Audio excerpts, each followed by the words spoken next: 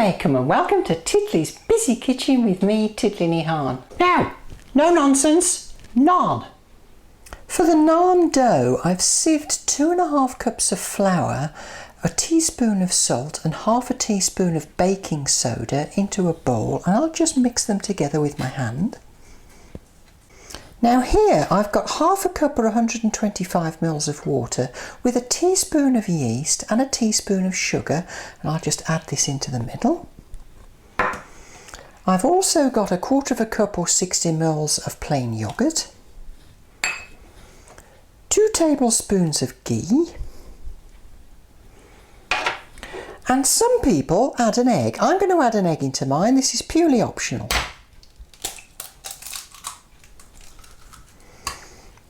Pull out the bit of shell and then mix together well.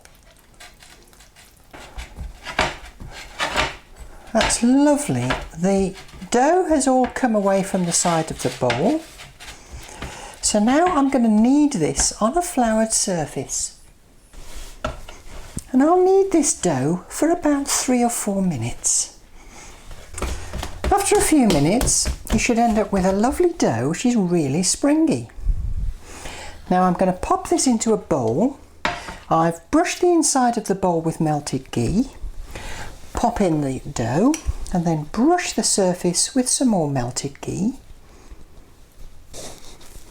Cover it and put it in a nice warm place to let it rise for a couple of hours. After a couple of hours, your dough should look like the blob. I'm going to tip this out onto a floured surface. Punch it down and then knead it for about 2 minutes. After a couple of minutes, break the dough into about 4 pieces. Shape each piece into a ball.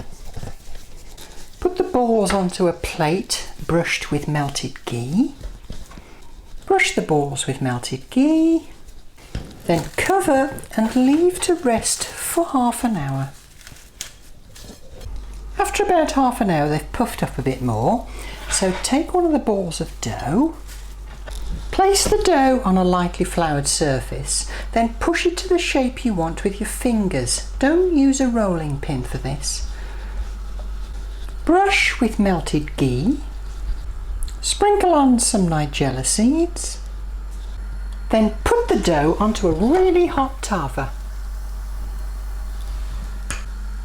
After about a minute, the naan should have puffed up.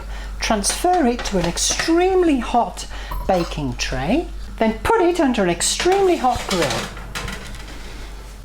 Once the naan starts to brown, take it out of the grill and it's ready. Brush lightly with melted ghee just before serving. Awesome!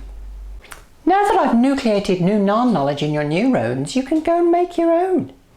Join me next time in Titli's Busy Kitchen with me, Titli Naan. Until next time, Khuda Hafiz.